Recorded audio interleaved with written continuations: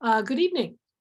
Welcome to the League of Women Voters of Florida's Clean Energy Action Team. I'm Mary DuBois. I'm one of the co-chairs of our team, along with Maxine Connor, our other co-chair. This is August 16th of 2023, and we are here to hear a presentation by our very own City of Orlando Sustainability Project manager. Her name is Ashley Van Stone, and Ashley is going to tell us what the City of Orlando has been doing, which is quite a good story, to improve its buildings and any other subjects she wants to share. So Ashley, this is your time. Great. Well, let me get this fired up, and can everyone see my presentation? Okay, great. Well, thank you so much, Mary, for the invitation. I know some of you have probably heard bits and pieces of this before in other forums in previous years, and I certainly have kind of filtered this to the energy focus, but that is just one piece of what our office does and what we're committed to as a city. So I'll touch a little bit more on that at the end and some ways you can learn more about kind of what we're doing in a range of other focus areas and issues. So as Mary said, I am with the City of Orlando's Office of Sustainability, Resilience, and Future Ready.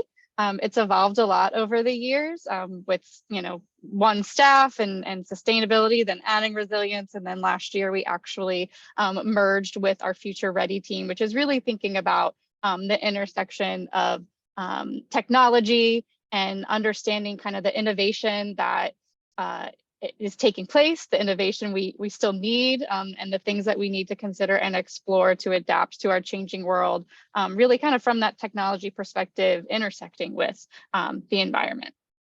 I am one of 3 managers on our team. We have a director, an assistant director, and then also a number of coordinators. So I'm fortunate that we have a number of staff at the city that is dedicated to working on these myriad topics. I'll go over a little bit about kind of the City of Orlando context and the initiation of our GreenWorks initiative, what our strategy in particularly looks like in relation to energy, both energy efficiency and renewable energy. I'll share a little bit of insight on some of the projects we've done over the years.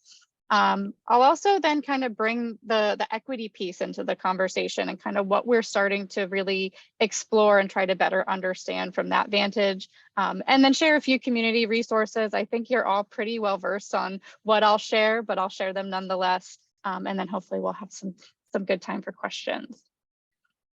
So I'll begin really with the soundbite. I think that started it all right. So we're very fortunate that Mayor Dyer, early on in his tenure as mayor of our city, recognized the importance of sustainability, recognized the value of understanding our city's strengths and weaknesses through this lens, and readily identifying ways that we can continue to improve and excel.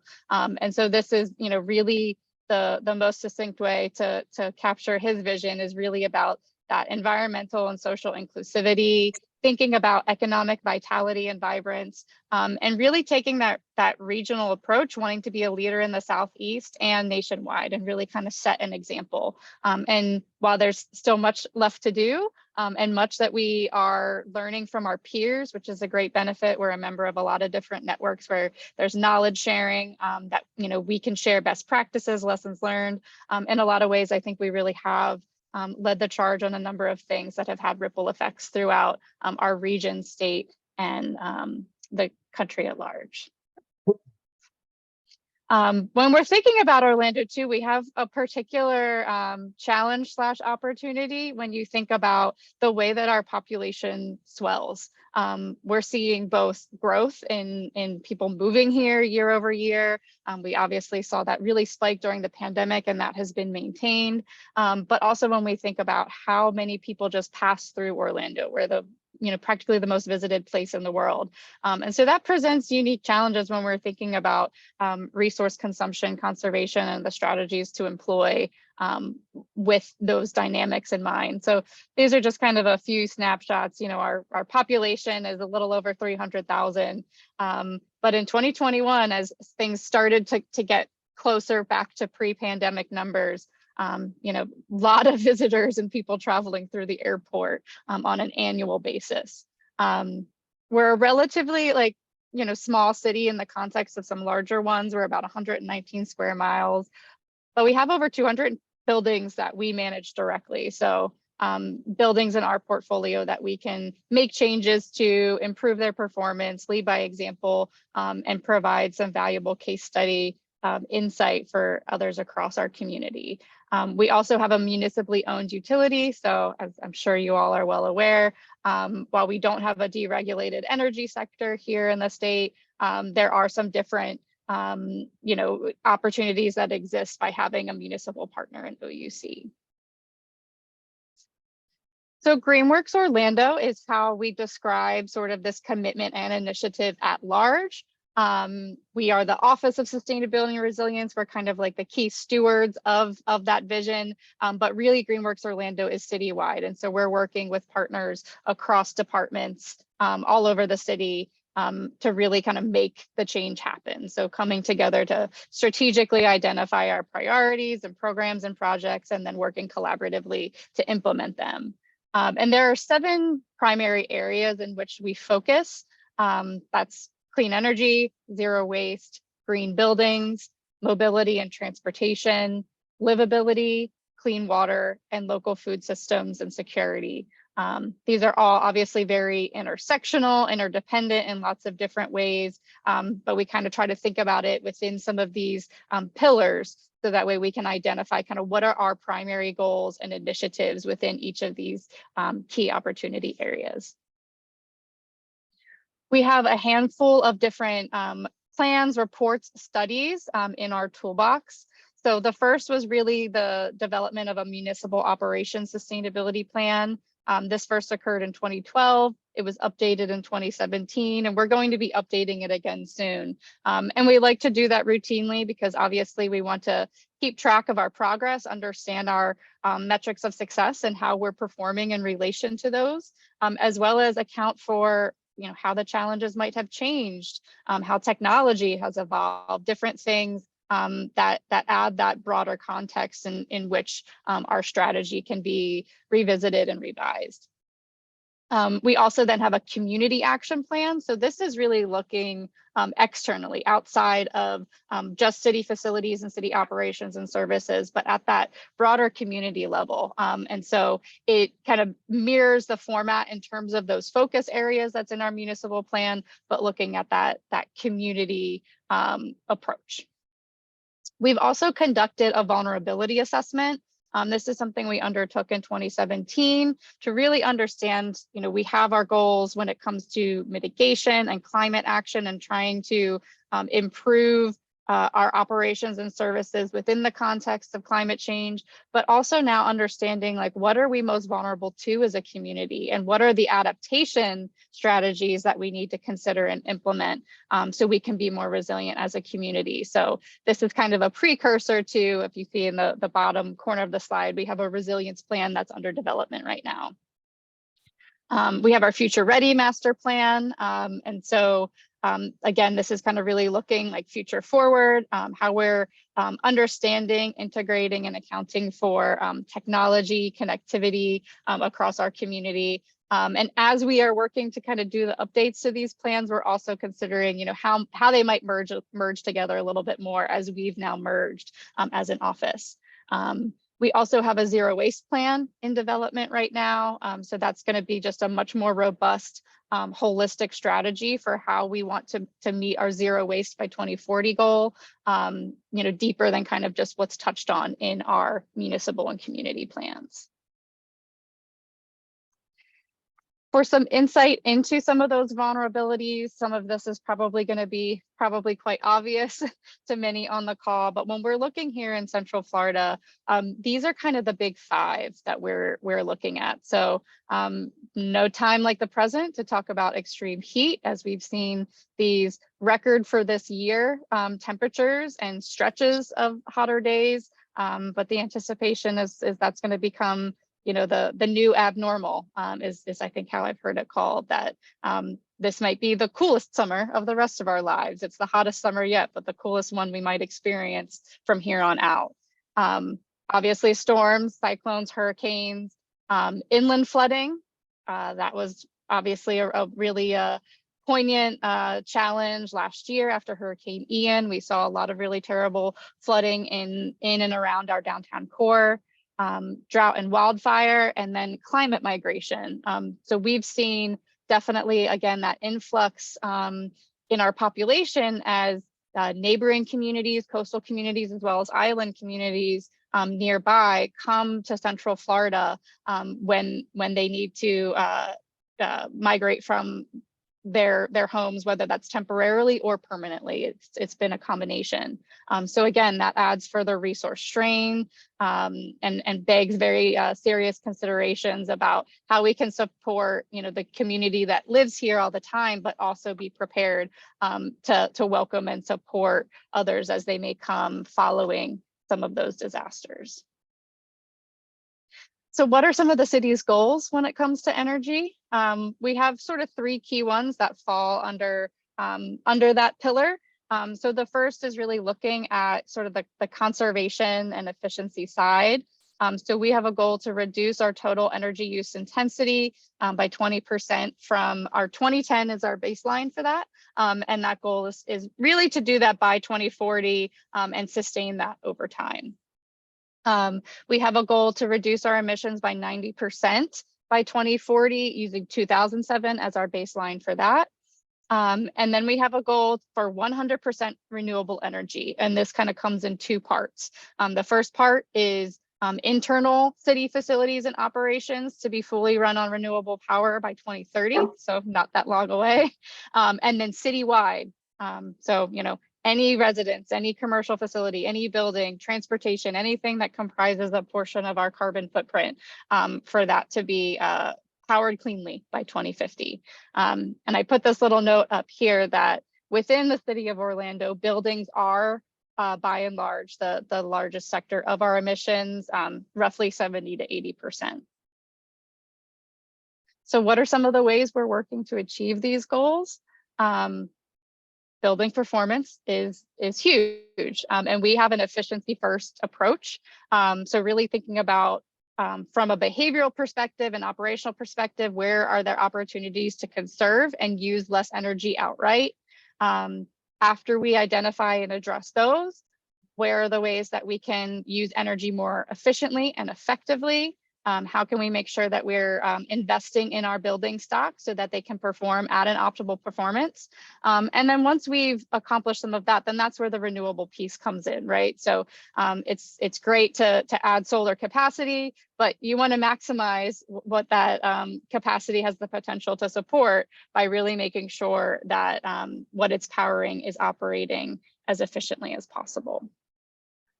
So some examples over the years.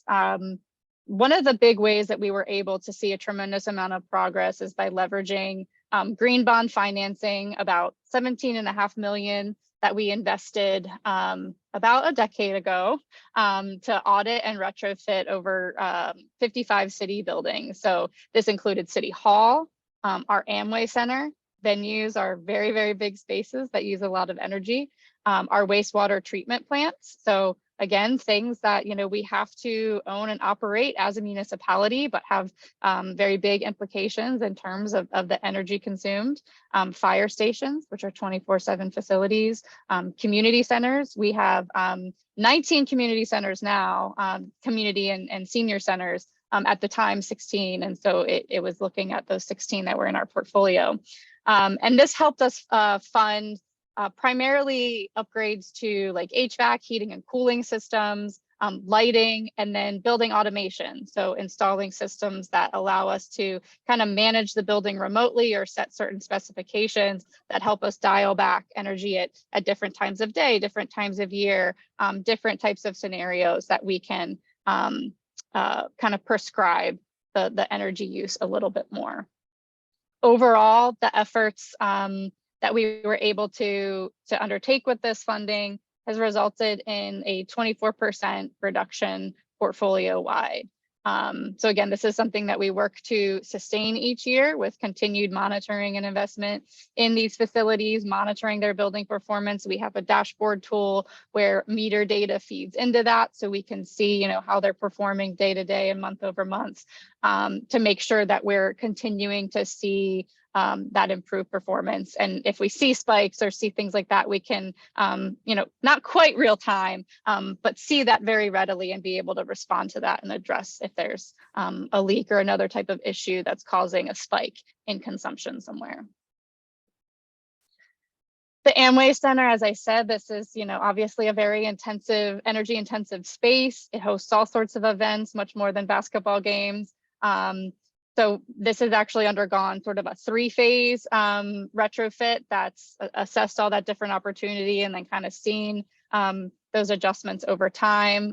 One of the big things where we saw a lot of savings in this building was lighting. The older facility had multiple different lighting systems that were used for different types of events and programs that would take place within.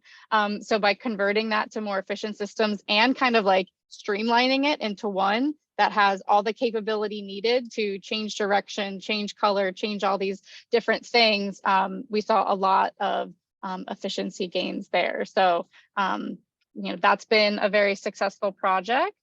As well as our fire stations. So again, these are, you know, emergency facilities. There are always firefighters on site. There's always a power need. There's not a time of day or a time of year where, you know, an evening or weekend that might be able to be scaled back, like in an office building or other type of facility.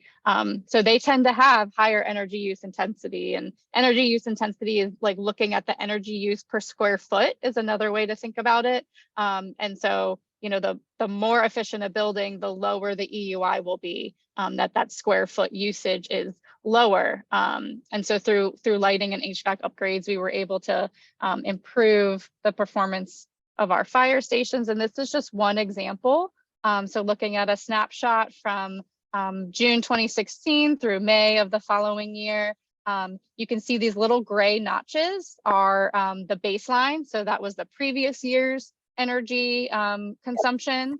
And then the yellow is looking at after we've made retrofits and improvements to the facility. So you can really see, you know, that dropping down, you know, from those baselines. So an average difference of 30%, which is a really significant savings. I mean, if you can achieve a 5 to 10% savings in your home, that can be great. So 30% in a high use, high energy consuming facility is a real testament to our energy management team and facilities team that led all of these projects. And I say that because, you know, I'm not the engineer implementing these. Our office is helping to advocate for resources, helping to facilitate strategic planning and setting goals, and holding ourselves and our partners accountable. But our energy team are really the ones that are making these projects happen and implement them to achieve these savings and really help us progress towards our goals. So very lucky to have such a talented and dedicated team that really sees the value in this type of work.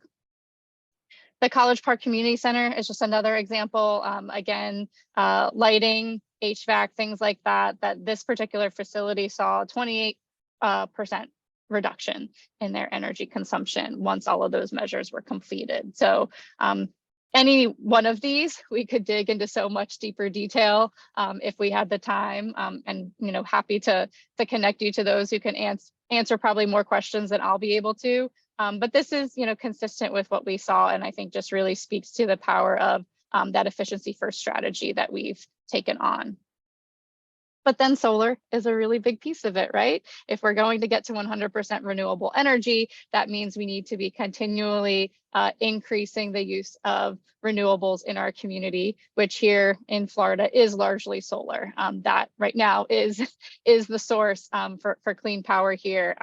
They don't call us the Sunshine State for nothing, so we really should make the most of that. And so we took an approach of, let's try to make a roadmap for what this looks like. With our goal in mind, we know where we want to reach. We know our building portfolio. So let's understand what the feasibility looks like across all of our facilities. What makes a building solar ready? what is the right criteria for prioritizing projects and understanding when a building is really ripe for an installation. What are the best financing models and strategies? So we were fortunate to receive a grant from the Department of Energy a few years ago. We were one of 9 cities nationwide that was selected for this. So that way we could do this research, we could partner with our utility, with the Florida Solar Energy Center out of UCF, and then GreenLink Analytics, which really specializes in the data side, to develop a renewable and resilient roadmap for us. And so again, looking at forecasting and looking across all of our facilities to understand, which ones are going to be best suited for solar, what might need to happen in what order. So thinking about that criteria, is a building going to be upgraded in other ways in the next few years? Does it need a new roof soon? Things like that. So that way we could really have a systematic approach to which projects we were going to pursue when, and try to advocate or acquire funding to make those projects happen. So to date, we have, by the end of this calendar year, we anticipate we'll have 14 city facilities with rooftop PV. We have a number more in our list and kind of in our pipeline for that. There have been a number of delays just due to some of the supply chain and labor shortages. So some of these, we were actually hoping would be completed last year and are taking a little longer. But yeah, by the end of this year, with ones that are currently kind of in that construction phase, we'll have 14 online by the end of the year. But then we also subscribe a number of our facilities to community solar. And this includes both through OUC and Duke. A very small portion of the city's footprint is within Duke's territory. So, we have to work with them for that portion of it. And they launched their community solar program last year. And then OUC launched theirs a few years ago. So each year we've been trying to kind of incrementally add a few more of our buildings and facilities to that program, which right now is about 190 buildings / facilities, because this also includes all of the electric vehicle chargers that the city owns and operates. They're all subscribed through OUC's community solar program. And what that really looks like when you're looking at the numbers is about 25% of our current portfolio is powered through renewables.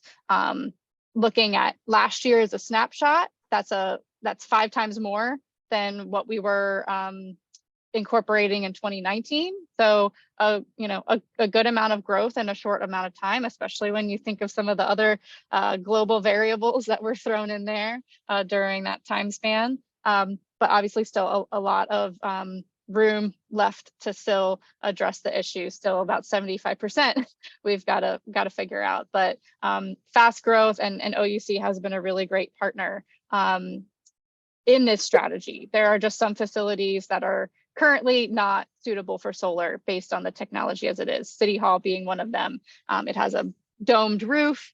It's just not really somewhere where you can do a rooftop installation the way you can on other buildings. So this is really how we're going to have this combined strategy in order to ultimately meet that 100% goal. And then another area of focus, again, as we think about what our needs are from a resilience perspective, how we kind of address those vulnerabilities that we know are going to be most acute for our community, is we're looking at resilience hubs. So what can we do to better equip and better activate our community centers, our existing community and neighborhood centers, to become resilience hubs? And so the first phase of that is we received some grant funding from the state to convert 6 of our community centers into what we're calling our resilience hubs. And that really is adding on-site power generation, additional power backup, further HVAC improvements and air filtration improvements. So that way these spaces can remain able to be accessed and providing cooling, providing space for families to gather if they're displaced from their home, Wi-Fi connectivity and communication so they can go somewhere to charge their phones, access the internet, let their family know they're okay, or start other processes. So this is, an exciting project that we're looking forward to. We're still working through some of the paperwork. That's always the fun part of grant funding. but those will be kind of underway in the coming months and years. And, obviously with a vision to understand how these changes are working well, what else is needed, and how we can make sure that we're scaling that to all of our community centers over time. But there's a whole big piece that is our city footprint that are not facilities that we own and operate and have that direct control over. So we have to think about what are the different mechanisms that we might use to drive that change at scale. So this is kind of a snapshot, again, of kind of what that built environment footprint looks like.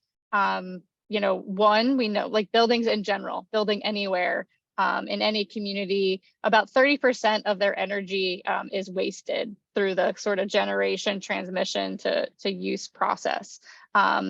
But there's a tremendous amount of opportunity on the efficiency side. We've proven that, right, through a lot of the upgrades and improvements we've made to our facilities.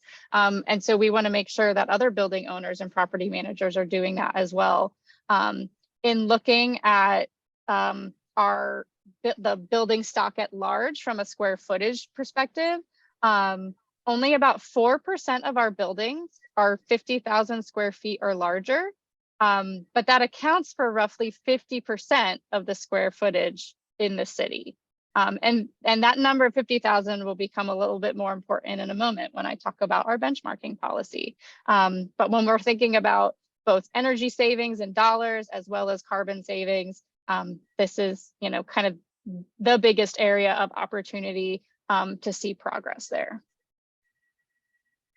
So policy is definitely one of those mechanisms that we can consider and pursue as a municipality. And in 2016, we actually passed a policy called the Building Energy and Water Efficiency Strategy. This is an ordinance that requires buildings to report their energy consumption to us annually.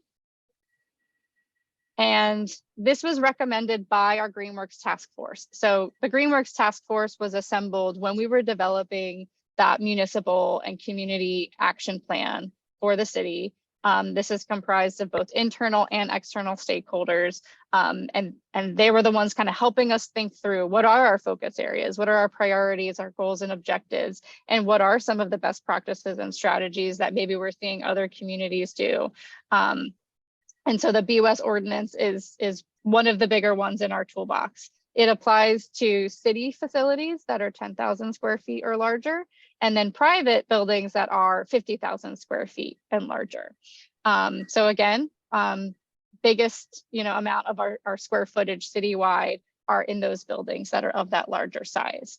And it's basically three kind of key components to the policy.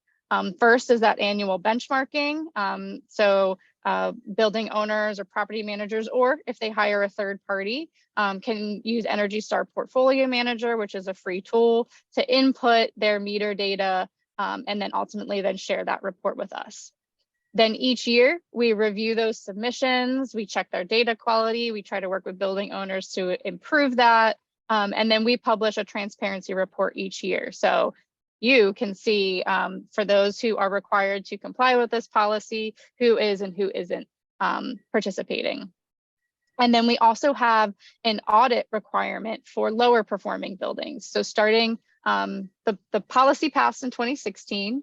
In 2017, it took effect for city buildings. And then in 2018 is when it took effect for private commercial and residential facilities. So kind of phased in participation, as well as then some other components. So starting in 2020, that reporting year, anyone who that year had a Energy Star score of 50 or lower would then be required to submit an audit within the next 5 years. So our first deadline for that will come up in 2025's reporting year. And so anyone that kind of triggered that in 2020 or thereafter with that lower Energy Star score, which is basically kind of a ranking of the building's performance based on its property use type and comparative to other buildings of that same property use type across the country. So they'll have to conduct and submit an audit report with the idea being, one, you can't manage what you don't measure. So by annually reporting to us, we're hoping that you're engaging more deeply with the energy performance of your building. And then for those that are lower performing, that audit will help you identify where are the biggest areas of opportunity for investment, where you can make some improvements and retrofits that will ultimately save energy and save money. So the snapshot, and we just had our deadline for this year pass. So don't have through 2023. So the latest we have is through last year's reporting year. So kind of looking at that first year that private facilities had to comply through last year. Roughly, there are about 950 buildings that fall under the scope of the policy. So in 2018, we only had 291 buildings reporting, and then 2022, 463. So still a delta there for sure. And we need to get all of those buildings into a complying status, but did see that compliance rate improve over that 4-year span. And again, we have to kind of acknowledge some of the unique challenges that were presented when we're going through a global pandemic. So we did extend some reporting deadlines and some other things like that to work with people as we were all kind of facing a new reality and there were a lot of uncertainties. Would you be able to wrap up in just a minute or two? We want to leave time for questions. Oh yeah, I have a lot more to go through. Sorry that I didn't time it better, thought I had. We'll share these slides though, if you'd like. So we also have an incentive program. Won't get into the details. One thing I do want to call out though is our energy burden work. So a few years ago, we did work with, again, GreenLink Analytics. They've been a great partner to understand what energy burden looks like in our community. As a real quick snapshot, the graph on the left is looking at population by race. The lighter areas represent our communities of color. And then the purple graph is showing energy burden and kind of showing basically an inverse relationship. So showing basically where our communities that are predominantly of color are facing those higher energy burdens. And when we're looking at the building stock in those communities, we're seeing that those are largely of the 30,000 square foot size or smaller. And so this has some serious considerations for us from a policy and intervention perspective when we're thinking about how can we address emissions, but also be trying to advance energy equity throughout our community. So I think that can be a good stopping point. Obviously, like I said, there's a lot more that I could go into on any number of these initiatives, community resources like home energy assessments, the co-op PACE, I think you all are probably versed on, but you'll have some reference slides nonetheless. And then I'll just shout out our voluntary local review report that we published in 2021. This could be a great starting place too to just learn more about kind of what we have done to date since we've established our initiative, developed those initial municipal and community plans, some of the successes we've had and things we still have yet to do. And this is really looking at it through alignment with the United Nations Sustainable Development Goals. So you can find that on our website. It's a good place to learn more about the wide range of stuff that we're working on, not just energy. So sorry I had to skip over a few and didn't time it better. But yeah, happy to entertain any and all questions to the best of my ability. Thank you so much, Ashley. That was terrific. Would you be willing to shrink that screen and we can get back together? Absolutely. All right. See, Charlie has a question. Hi, Ashley. Hello. So really nice presentation. Sorry it got rushed at the end there, but It's my fault. I'm very happy that we've got a good Q&A period here. So over the last few years, it's been shown that solar is less expensive. That's the least expensive source of energy that we've got available here in Florida. And yet we are still, as far as I know, planning to retrofit the Stanton power plant to be powered by fossil gas, so-called natural gas. But we know it really comes from fracking up further north. And so it is cheaper to install new solar than it is to maintain a gas-powered power plant. So why are we still on the path to building a natural gas or retrofitting our Stanton plant to be natural gas powered. That just seems dumb when it's cheaper to put in solar than to maintain natural gas. Well, I'll give you the answer that I know you're not going to like. And that ultimately that is an OUC question. And I know it's been asked of them many times. While they are a municipal utility, there are, kind of nuances to what that dynamic looks like. And ultimately, like they're making that strategy. They are continually looking for places to invest in more solar. So place and space is a piece of it. I really wish that power purchase agreements were something that were an option available within the state, which basically would allow kind of roof space to be leased by something like a utility or another power provider to install solar, and they would, manage and maintain the system, but it's not necessarily a property that they own. So there are certain things at the state level that kind of hinder some of that expansion and really being able to make the most of like existing space and built environment, right? Because we don't want to be taking down forests and using land that should be maybe used for other purposes just to put up a ground mount solar farm. Maybe take down some cow ranching. There are often, so many trade-offs. So like I said, I know that OUC has been asked this question and ultimately is, their strategy and discretion. I will say, that they have made such a bold commitment in terms of transitioning away from fossil fuel altogether is not something a lot of utilities have done. We need all of them to commit to that across the country. Are there potentially ways to be doing it better and faster and make sure that that goal is met, maybe even ahead of schedule as we continue to see the implications of climate change happening like more readily and faster, and in some cases sooner or worse or both than originally predicted? Yes, I think that can be said for the city, that can be said for any decision-making organization that has some power or control and could invest in that. So I know that's probably a very government-y answer, but I will say continue to ask the questions, continue to advocate at the local and state level, continue to keep the conversation really, centered on asking those hard questions, because it may not drive it at the pace or in the order that you'd like to see, but it does, put that fire where it needs to be. Thank you. Okay, thank you. We have a question on the chat from Brian Turnbull. He's saying, do we know if any of the IRA electrification benefits are available to Floridians, even though the governor vetoed the state program? So there are resources that will potentially be at our disposal as a city through the Energy Efficiency Conservation Block Grant Program. So the veto affected potential dollars that could flow to the state directly to consumers for rebates.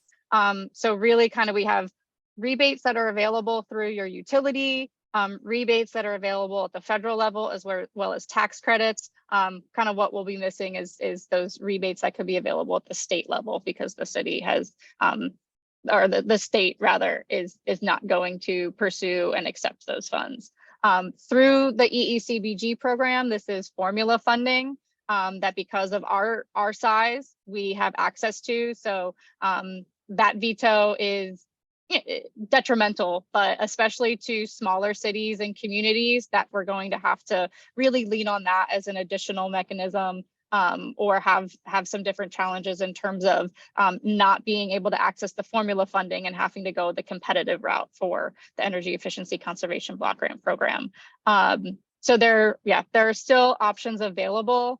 Unfortunate occurrence. We would love if more of the dollars would go straight to cities and communities and not have to be routed through the state. I think, we consider ourselves the best experts of our local community, and where the greatest needs are and the greatest opportunities and partnerships and necessary collaboration. So maybe one day we'll see that change. And Kate has a question. Thank you. That was a great presentation, Ashley. Very interesting. Thank you. And you said at one point that 70% of the building or the buildings in Orlando account for 70% of energy usage and carbon pollution. And did you mean just the city buildings account? No, so like buildings at large within the city's footprint account. So when we're looking at the footprint for like our carbon footprint, we're looking citywide. We can extrapolate which piece of it is specifically city facilities and operations, but we're looking citywide because that's really, we want to affect things at that level. And so roughly 70 to 80% of the citywide carbon footprint is our built environment. The next biggest sector after that is transportation. Do you have a rough estimate for that percentage? We're actually updating our inventory, so we should hopefully have some more numbers. The latest like true snapshot with the fullest amount of data we have goes through 2018. I want to say it was about at the 20% mark for transportation, but I know this is being recorded, so you kind of can quote me on that, but that I could be misremembering. Thank you. Any other questions for Ashley tonight? I think I see Eugene has his hand up. Yeah, Oh, I have a Eugene. question about the urban sprawl that the city's embracing down in Lake Nona. That's a huge amount of driving those people have to do. And I understand the buildings and everything, but we're designing communities of low density.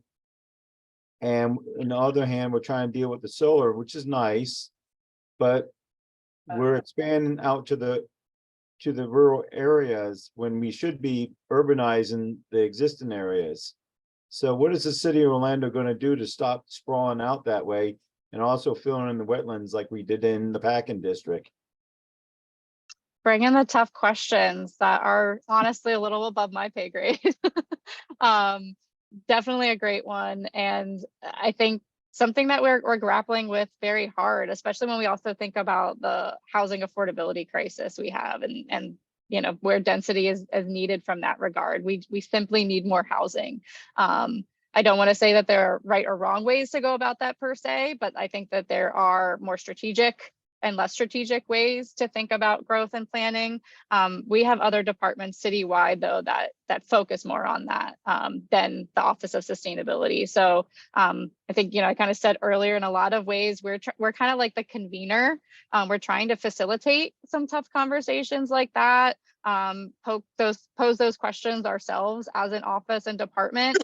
Try to bring the right department representatives together to think about those, you know, collaboratively and in unison instead of maybe in siloed ways. That's not to say that there are any firm answers or what to exactly what that looks like now, but that's oftentimes the role that our office tries to play in thinking about, okay, we have these needs as a community. Is that at odds with these other needs we have or these goals that we've set? How can we try to make sure that we're all thinking of these things synergistically across city departments that have different missions, different you know, different metrics that they have to meet too, and kind of where we can try to bring those into focus together.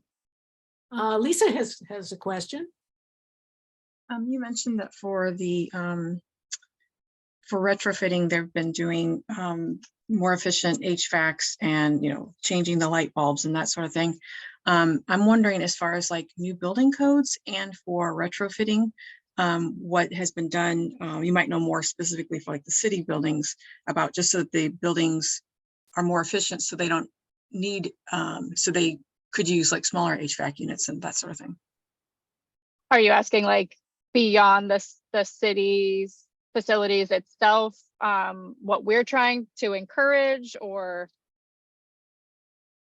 Well, I know that you said that there's been a lot of stuff that's been done to city facilities. So I'm curious about to what the, you know, besides, like I said, besides HVAC and built-in light bulbs, what they've done to the buildings themselves.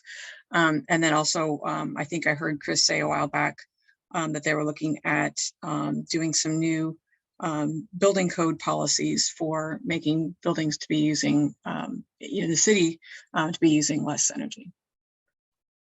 So we can't really do anything from a building code level at the city level. That's determined by the state. And so we have our, kind of external affairs team that, understands what's happening up at the legislature and advocating for what is ultimately in the best interest of the municipality. And in terms of, in a lot of cases, kind of making sure that we're left to make the decisions that are best for our own community, or in other cases, it's something that might need to change at that state level. So I would say there's a lot of opportunity when it comes to some building code improvements that I don't know the most current status of that. I think our legislature's been looking at some other points of focus lately. So I don't know the latest status of kind of revisiting that at that state level. And so where we're really focusing on is kind of like, how can we better engage and incentivize change? I didn't get to talk too much about our green building incentive program. This is a 5-year pilot that we kicked off in 2021. That's essentially a property tax rebate for the first year's property taxes if the building meets LEED standard. This is for new construction. We're also exploring how we might structure similar incentives that are geared towards existing facilities. And so if a kind of a new building either achieves LEED silver, gold, or platinum certification, they can receive a 50, 75, or 100% rebate for their first year's property taxes up to $250,000. So we're thinking about things like that, where we can kind of help encourage those changes being made to facilities that we don't own and operate, but can we provide some incentive to property developers and property managers to make those investments? Jeff, you did have your hand raised. Did you still have a question? Yeah, it's a quick one. I think you mentioned that there were published reports for the building efficiency and water, something, and where can a citizen go to find that? That is on our website. So we have a page that describes what the BWES is, what we call it for short, policy is, who it applies to, compliance guidance, and then that transparency report can be found there on the right-hand side. I will fully acknowledge and own that the latest report for last year is not yet up. We had a lot of staffing transitions last year. I was out on leave for quite a bit, so we're wrapping that up and should have that up soon. And then next year's will be the report for this compliance year will be published in January of next year. So I can share the link with Mary and Maxine, and they can circulate for that webpage. That's where you would go to find it. But it'll be the 2021 report, not the 2022 just yet. We should have that one up soon. Thank you. Well, you know what? We have come to the end of our hour, and I want to thank Ashley so very much for an excellent presentation and all the good work that you and your staff are doing. Golly, we're so lucky that Orlando has been so proactive all these years, and we'll be helping you keep on that track for sure. And I want to say thank you to all of you who are on this call. I know so many of you are working very hard in your own communities and across the state to make sure we keep moving the needle around here in Florida. Next month, we are going to have 2 speakers from the Florida Solar Energy Center. One is Colleen, and I'm not remembering her name at the moment. She is the overseer of the new solar apprenticeship program, and it's just getting off the ground. So we could benefit from knowing more about that, so we could encourage people who are interested in becoming solar installers to know about that program. The other speaker will also be from Florida Solar Energy Center. Her name is Susan Schleip, and she oversees an education program called Energy Whiz, and she works with state school districts all around, and also has a curriculum on solar that she is very glad to share, and also does an event called Energy Whiz on the Earth Day every year to excite and invite high school and middle schoolers to come to COCO, where the Florida Solar Energy Center is, and compete. So it's a fun and educational way for our youth to be involved, and hey, the future is our youth for sure. So I want to say good night. We are going to post this recording on the YouTube channel for the State League. I will send you the link once it's posted, And I'll also send you Ashley's email in case you want to reach out to Ashley. And so thank you very much, everybody, and have a good evening. Mary, that's Colleen Kettles. Thank you, Colleen Kells. Thank you. You're welcome. And the next meeting we're going to have is September 20th at 5 p.m. Right. It's Wednesday. Third Wednesday, 5 to 6. Exactly. Be here again, please. Okay. Please. Good night, everybody.